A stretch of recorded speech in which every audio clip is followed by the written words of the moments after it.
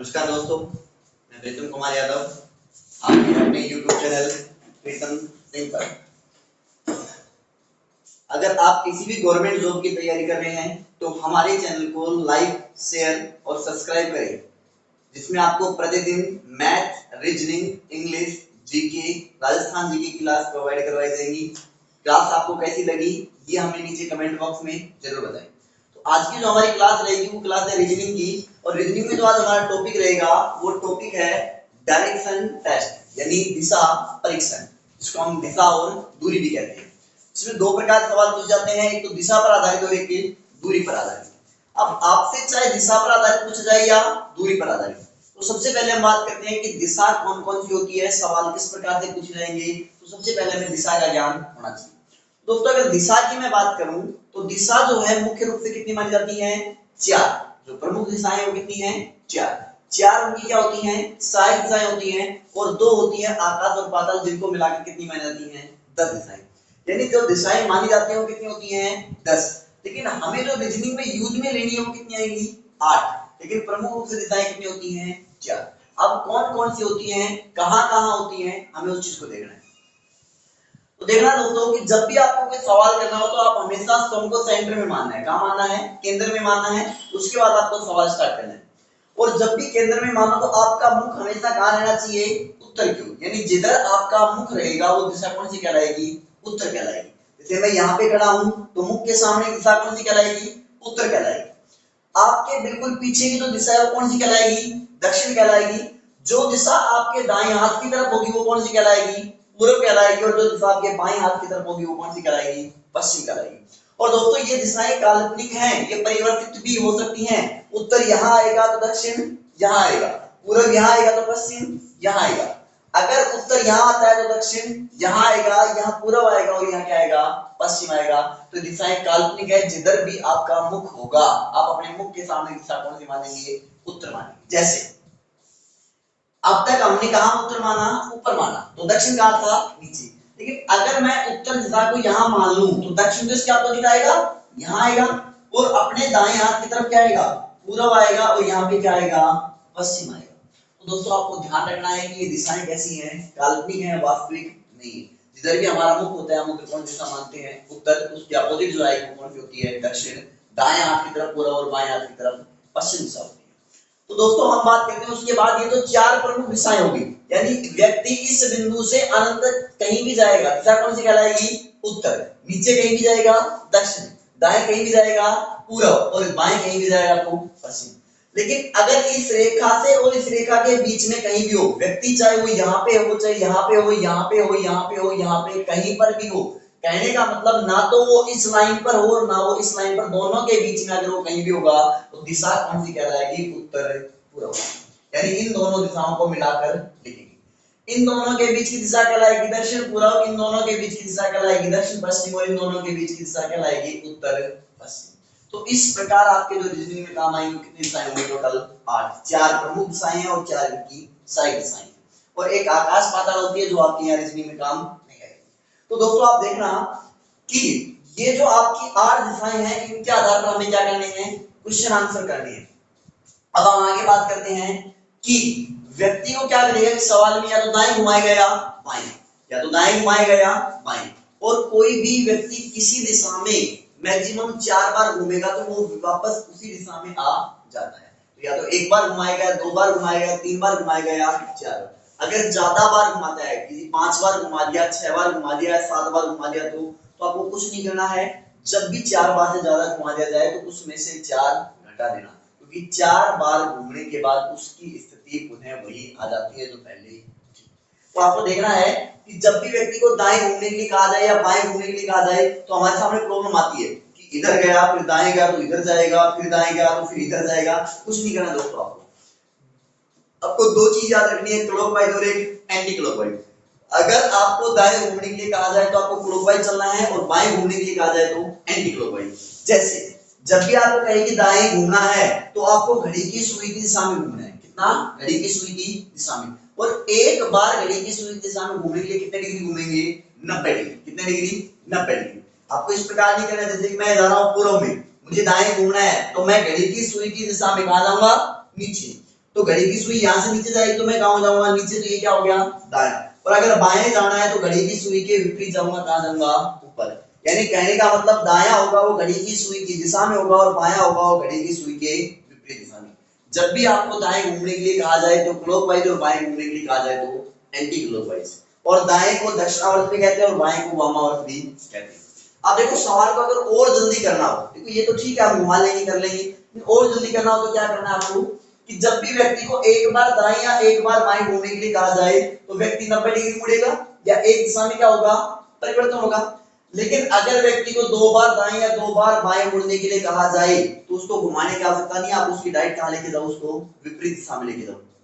जैसे मैं कह रहा हूं कि एक व्यक्ति उत्तर दिशा में जा रहा है, कहां जा रहा है, उत्तर दिशा में, वह 2 बार दाएं मुड़ता है, एक बार दाएं और 2 बार दाएं, कहां जाएगा, इसके विपरीत। पहले कहां जा रहा था, उत्तर में, तो अब कहां जाएगा, दक्षिण। 2 बार दाएं घूमकर भी दक्षिण में जा रहा है तो उत्तर की विपरीत दिशा कौन सी है, दक्षिण।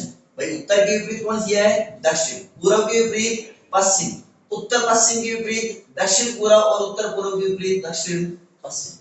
तो आप देखना कि अगर यहाँ 2 बार दाएं घूमकर दक्षिण में गया तो 2 बार बाएं घूमकर भी कहां जाएगा, दक्षिण में जाएगा, क्योंकि मैंने कहा है कि चाहे व्यक्ति 2 बार दाएं घूमे चाहे 2 बार बाएं, कहां जाएगा, अपने विपरीत दिशा में। तो यहाँ 2 बार बाएं घुमाते हैं तो एक बार बाएं और 2 बार बाएं अगर मैं घुमाता हूं तो भी व्यक्ति कहां जाएगा, दक्षिण में।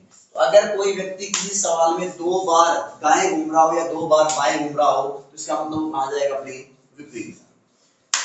अगर व्यक्ति किसी दिशा में 3 बार घूमता है तो उसके विपरीत दिशा में कितनी बार घुमा दो, एक बार। अगर 3 बार बाएं घूमने के लिए कहा जाए तो एक बार उसको दाएं घुमा दो, 3 बार दाएं घूमने के लिए कहा जाए तो एक बार उसको घुमा दो बाएं। जैसे देखना कि एक व्यक्ति उत्तर में जा रहा है, वो एक बार दाएं मुड़ा, 2 बार दाएं मुड़ा और 3 बार दाएं मुड़कर वो कहां जाएगा, पश्चिम में। 3 बार दाएं मुड़कर पश्चिम में जा रहा है, अगर मैं यहां से इसको एक बार बाएं मोड़ दूंगा तो भी कहां जाएगा, पश्चिम में। यानी व्यक्ति किसी दिशा में अगर 3 बार जाता है तो उसे उसकी विपरीत दिशा में कितनी बार लेके जाओ, एक बार घुमा दो, तो आपका आंसर क्या जाएगा, राइट। अगर कोई व्यक्ति किसी दिशा में 4 बार घूमता है तो उसकी दिशा में कोई परिवर्तन नहीं होगा, क्योंकि मैंने बताया कि जब भी कोई व्यक्ति किसी दिशा में 4 बार घूमेगा तो उसकी स्थिति में कोई परिवर्तन नहीं होगा। जैसे सवाल आ जाए कि एक व्यक्ति दक्षिण दिशा की ओर जा रहा है, वह 4 बार दाएं घूमता है, दाएं गया फिर दाएं गया फिर दाएं गया और फिर दाएं गया, तो उसकी दिशा में कोई परिवर्तन नहीं होगा, उसकी मुख्य दिशा भी क्या होगी, दक्षिण, क्योंकि 4 बार घूमने के बाद उसके दिशा में कोई परिवर्तन नहीं। अगर 4 बार से ज्यादा आता है तो आप उसमें से 4 घटा लेंगे, जैसे 5 बार आ गया तो आप कितनी बार घुमाएंगे, एक बार। अगर 6 आ गया तो 4 घटाए कितने बचे, 2, यानी कहां जाएगा, विपरीत दिशा में। अगर 7 बार आता है तो आपने 4 घटाए कितने बचे, 3, जो भी बचे उसके एक बार क्या घुमा देना, विपरीत दिशा में। और अगर 8 बार आता है तो 4 बचेगा, उसकी दिशा में कोई परिवर्तन नहीं। एक बात का और ख्याल रखना आपको दोस्तों कि जब भी सवाल में दाएं बाएं के मान इक्वल हो यानी बराबर हो तो आप उन्हें आपस में काट सकते हैं और जो मान बचे उस दिशा में आप घुमा देना। जैसे मैं कहूं कि एक व्यक्ति पूर्व की ओर जा रहा है, वो 2 बार दाएं घूमता है और एक बार कहां घूमता है, बाएं, तो जो दायां है उसको बाएं से क्या कर दो, काट दो, एक बार क्या बचा, दाएं। जैसे मैं कह रहा हूं कि एक व्यक्ति पूर्व की ओर जा रहा है, कहां जा रहा है, पूर्व की ओर, दाएं 2 बार गया और बाएं एक बार गया। अब देखो कि एक बाएं से एक दाएं कट जाएगा नहीं कट जाएगा, मैंने कहा अगर इक्वल हो तो उनको क्या कर देना है, काट देना है। तो एक दाएं से एक बाएं कट गया, दायां कितना बच गया, एक बच गया। अब व्यक्ति को यहां से एक बार दाएं घुमा दो, आपका आंसर क्या जाएगा, दक्षिण। अगर करके देखोगे तो भी सेम आंसर आएगा। भाई व्यक्ति पूर्व में जा रहा था, एक बार दाएं गया, 2 बार दाएं गया और एक बार बाएं गया, तो भी कहां जाएगा, दक्षिण। अगर सवाल में इनके मान इक्वल हैं यानी बराबर हैं, अगर दाएं बाएं का मान बराबर होता, अगर यहाँ जैसे को 2 बार दाएं और एक बार क्या है, बायां, तो हमने एक बाएं से एक दाएं को काटा तो क्या बच गया, एक बार दायां, जो बचा है उधर आपको क्या कर देना है, घुमा देना है। अगर यहाँ एक बायां बचता तो यहाँ से एक बार कहां घुमाते, बाएं घुमाते। लेकिन दोस्तों अगर देखना कि अगर यहाँ पर दाएं के मान भी 2 होते और बाएं के मान भी 2 होते तो इस 2 को हम इस 2 से काट देते या नहीं काटते, कुछ बचता, कुछ नहीं बचता। तो इसका जो आंसर आता वो क्या रह जाता, जो दिशा हमें दे रखी है वही होता है। जैसे आप पूर्व दे रखे तो मान क्या होगा, पूरा होगा। तो हम टाइप की बात करते हैं, तो टाइप में पहली टाइप आएगी आपकी दिशा पर आधारित, दूरी पर आधारित, धुआं पर आधारित या रेलगाड़ी पर आधारित इसको कहते हैं, फिर परछाई पर आधारित आती है और फिर आती है आपके कोणीय परिवर्तन पर आधारित और स्थिति परिवर्तन पर आधारित। तो इसी प्रकार हम पहली टाइप की बात करते हैं, दिशा पर आधारित। हाँ दोस्तों, आपकी पहली टाइप दिशा पर आधारित। आपको देखो इसमें व्यक्ति से दूरियां नहीं देगा, आपको केवल क्या पूछेगा, दिशा देगा कि व्यक्ति के मुख की दिशा क्या होगी, या पूछेगा कि उसकी पीठ की दिशा क्या होगी, या कहेगा प्रारंभिक स्थान से दिशा क्या होगी। तो आपको दोस्तों किस प्रकार से देखना है वो थोड़ा देखना।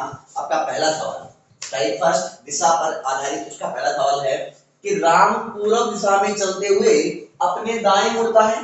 पूर्व दिशा में चलते हुए कहां मुड़ता है, दाएं मुड़ता है। सवाल में आपको केवल जिधर मुड़ रहा है वो देखने दोस्तों। कह रहा है कि राम पूर्व दिशा में चलते हुए अपने दाएं मुड़ता है, तो एक बार कहां मुड़ा, दाएं, तथा कुछ दूरी तय करने के बाद पुनः दाएं मुड़ता है, दो बार क्या हो गया, दाएं, तथा अंत में बाएं मुड़कर चलना प्रारंभ करता है। तो अगर आपने सवाल को ध्यान से पढ़ा है तो आपको पता लगा होगा कि यहाँ आपको दाएं कितनी बार मिले, दो बार, और बाएं कितनी बार मिले, एक बार। तो मैंने बताया था कि जितने मान इक्वल होंगे आपस में क्या कर देना, काट देना।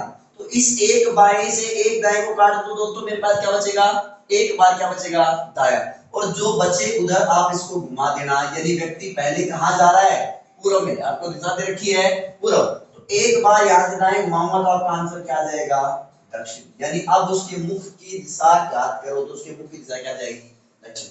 तो दोस्तों एक चीज और देखना, यहाँ पे आप एक दो सवाल और क्लियर करना कि अगर उसका मुख दक्षिण में है तो उसकी पीठ कहां होगी, दूसरी बात उसकी पीठ कहां होगी, उत्तर में होगी, सही है। तो इस प्रकार के सवाल आपसे पूछे जाते हैं। नेक्स्ट सवाल देखते हैं, ठीक है।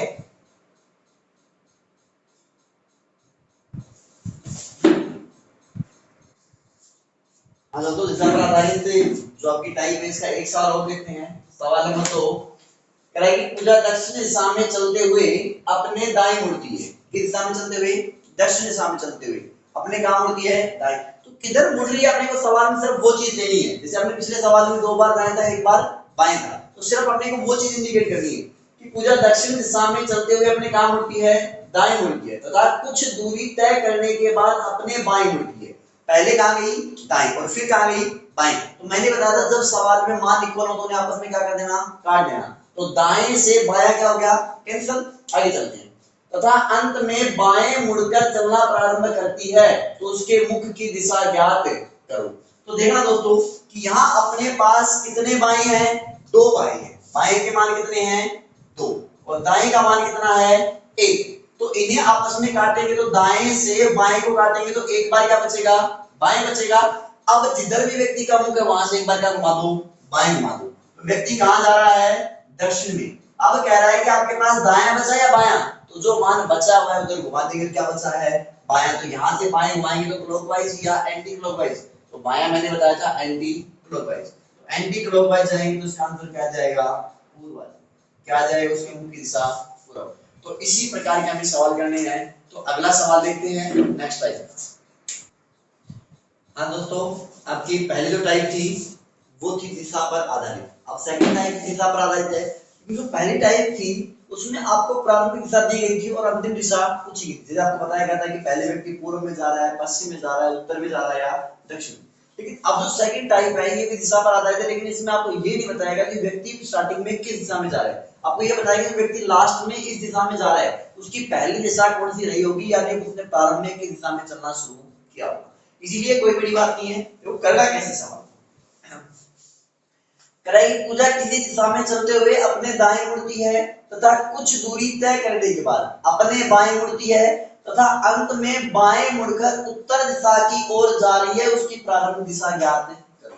दोस्तों हमें अंतिम दिशा दे रखी है कि लास्ट में कहां जा रही है, वो उत्तर की ओर जा रही है। तो हमें क्या ज्ञात करना है, उसकी प्रारंभिक दिशा ज्ञात करनी है। क्या आपको पता है उसकी प्रारंभिक दिशा क्या है, नहीं पता, लेकिन अभी हम क्या करेंगे, ज्ञात करेंगे। देखो सबसे पहले आपको करना क्या है कि डायरेक्ट सवाल को जल्दी कैसे किया जाए वो चीज यहाँ पे देखनी है आपको, कि आपको सिर्फ वही काम करना है जो आपने देखा था कि दिशाएं लेनी है दाएं और बाएं। तो हमने देखा कि दाएं कितनी बार व्यक्ति मुड़ा है, एक बार। कितनी बार मुड़ा है, एक बार। और बाएं कितनी बार मुड़ा है, दो बार। तो इन्हें आपस में काट लेंगे। इतना काम सबने करना है कि दिशाओं को सबसे पहले क्या करेंगे, इक्वल करेंगे। दाएं को बाएं से काटेंगे तो आपके पास क्या बच गया, एक बार बाएं। अब एक बार बाएं बच गया। अगर हमें प्रारंभिक दिशा दी गई होती और अंतिम दिशा पूछी गई होती तो हम क्या करते कि जो बाएं बचा है यहां से एक बार को क्या घुमाते, बाएं। लेकिन सवाल थोड़ा सा चेंज है कि हमें पहली दिशा नहीं दी गई है और कौन सी दिशा दी गई है, अंतिम दिशा। पहली दिशा हमसे पूछी गई। जब भी सवाल में आपको अंतिम दिशा दी गई हो और पहली दिशा पूछी गई हो तो कुछ नहीं करना, बस छोटा सा चेंजमेंट करना है। सवाल एज इट इज करना है कि जितनी बार दाएं जाए वो दाएं लिखो, जितनी बार बाएं जाए वो बाएं लिखो, आपस में क्या कर लो, कैंसिल कर लो। अब जो बचे उसके ऊपर बात आती है। अब अगर आपको यहाँ पहली दिशा दी गई होती तो आप इसको कहाँ घुमा देते, बाएं घुमा देते, लेकिन यहाँ आपको अंतिम दिशा दी गई है तो आपको क्या करना है कि जो भी इसकी अंतिम दिशा दे रखी है, जैसे हमें क्या दे रखी है, उत्तर दे रखी है, इसका जो भी बचे उसके क्या घुमाना, अपोजिट। कब, जब आपको अंतिम दिशा दी गई और पहली दिशा पूछी गई हो तो आपको जो भी दिशा दी जाए उसके कहाँ घुमाना है, आपको अपोजिट घुमाना है। जैसे यहाँ पे अगर बायां बचा है तो आप कहाँ घुमाओगे, दाएं, तो दाएं घुमाएंगे तो आपका आंसर क्या हो जाएगा, पूर्व। अब हम उत्तर की पुष्टि करके देखना चाहते हैं कि हमारी प्रारंभिक दिशा कौन सी आई, पूर्व। तो देखना दोस्तों यहाँ पे उस व्यक्ति की प्रारंभिक दिशा कौन सी आई है, पूर्व। यानी मैं कह रहा हूँ कि वो किसी दिशा का आंसर अपना क्या आ गया, पूर्व।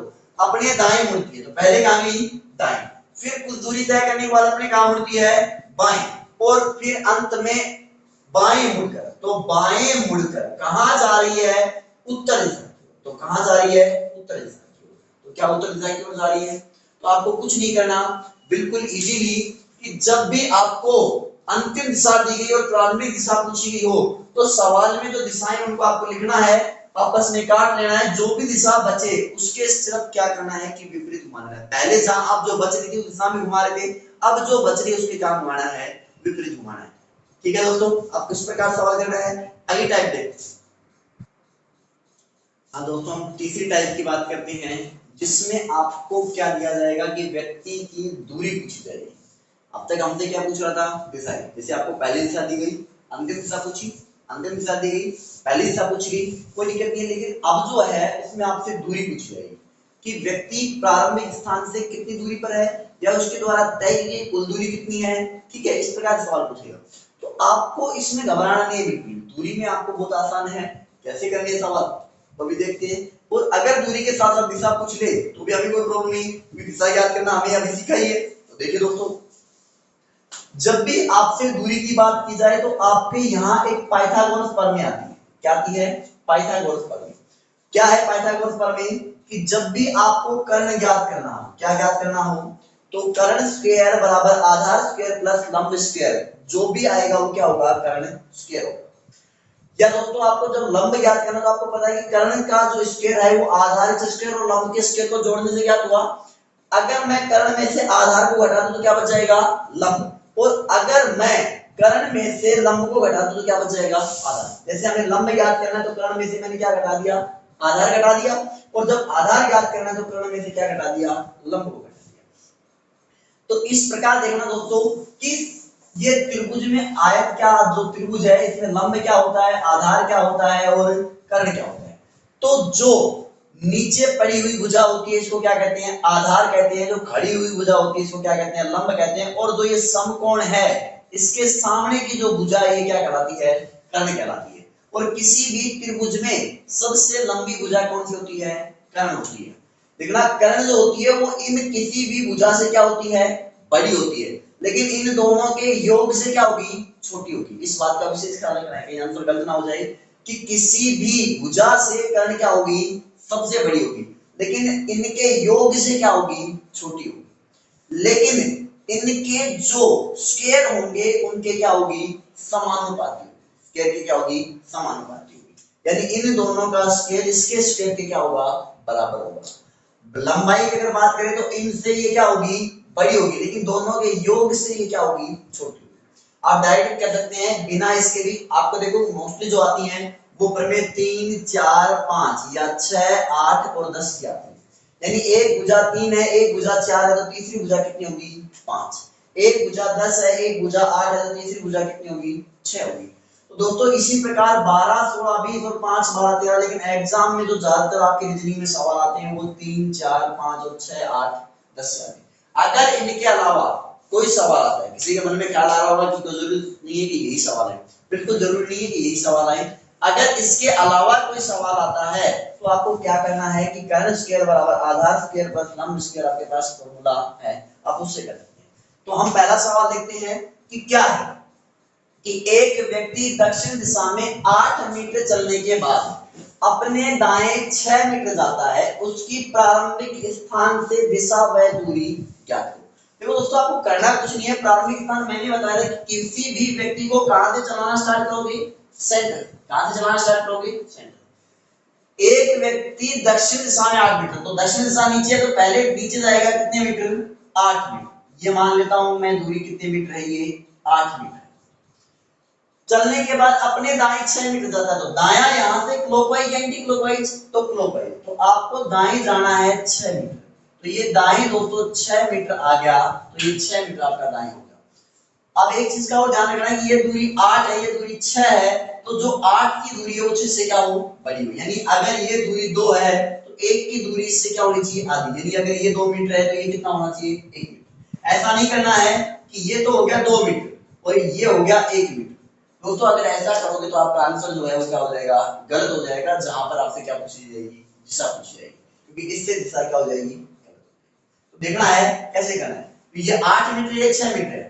अब प्रारंभिक स्थान से दूरी अगर निकालनी हो तो आपको क्या करना है कि प्रारंभिक बिंदु और अंतिम बिंदु को एक सीधी रेखा से मिला दो। क्या कहलाती है प्रारंभिक स्थान से दूरी, यानी प्रारंभिक स्थान और अंतिम स्थान के बीच में जो न्यूनतम दूरी होती है वो क्या कहलाती है, प्रारंभिक स्थान से दूरी। या मैं कह सकता हूं कि प्रारंभिक बिंदु व अंतिम बिंदु को मिलाने वाली सीधी रेखा की जो दूरी है वो क्या कहलाती है, प्रारंभिक स्थान से दूरी। तो जब आपके पास ये 8 है, ये 6 है, तो ये दूरी कितनी होगी, यानी मैं कह सकता हूं कि ये आपके पास आधार है, ये आपके पास लंब है, तो ये क्या बच गया, कर्ण। देखना दोस्तों, अपने पास प्रमेय है 6, 8 और 10, यानी 1 + 6 हो, 1 8 हो, तो तीसरी कितनी होगी, 10। तो आपका आंसर आ गया 10 मीटर। यानी प्रारंभिक स्थान से दूरी कितनी होगी, 10 मीटर। लेकिन अगर प्रारंभिक स्थान से दिशा की बात करूं तो व्यक्ति ने चलना यहां से स्टार्ट किया था, खड़ा यहां पे है, तो यहां से अगर मैं देखूं कि ये दिशा कौन सी है, तो मैंने बताया था कि ये दिशा दक्षिण है और ये दिशा पश्चिम है। तो इन दोनों के जो बीच की दिशा होगी वो कौन सी कहलाती है, दक्षिण पश्चिम। कौन सी कहलाएगी दोस्तों, दक्षिण पश्चिम। अब आपके दिमाग में आया कि ये 6, 8, 10, मैं तो ऐसे नहीं करूंगा, वो जरूरी नहीं है कि यही इक्वेशन आए, तो आप इसको फॉर्मूले से कर सकते हैं, पाइथागोरस प्रमेय से। तो आपको क्या ज्ञात करना है, यहाँ पे पता तो लग ही गया कि कर्ण ज्ञात करना है, तो कर्ण स्क्वायर बराबर क्या करना है आपको, आधार का स्क्वायर। तो आधार कितना है यहाँ पे, 6, तो 6 का स्क्वायर प्लस लंब स्क्वायर, तो लंब कितना है 8, तो 8 का स्क्वायर करेंगे। तो यहाँ पे अगर मैं 6 का स्क्वायर करूं तो कितना आएगा 36, और 8 का स्क्वायर करूं तो कितना आएगा 64। अगर मैं दोनों को जोड़ दूं तो कितना आएगा 100, यानी कर्ण स्क्वायर बराबर कितना आया 100। लेकिन अगर मैं कर्ण बराबर निकालूं तो स्क्वायर हटेगा यहाँ से, यहाँ पे क्या आ जाएगा √100, और √100 की वैल्यू कितनी होती है 10 मीटर। तो आपका आंसर क्या आ जाएगा 10 मीटर। तो दोस्तों इस प्रकार से अगर आपके कोई दिशा हो या दूरी पर आधारित सवाल आते हैं तो आपको नहीं करना है। अब आप जो नेक्स्ट टाइम आएंगी वो हम अगले वीडियो में देखेंगे। तो इसके प्रकार आप हमारे साथ जुड़े रहने के लिए हमारे चैनल को लाइक, शेयर और सब्सक्राइब जरूर करें, और मैक्सिमम इसको शेयर करें। Thank you.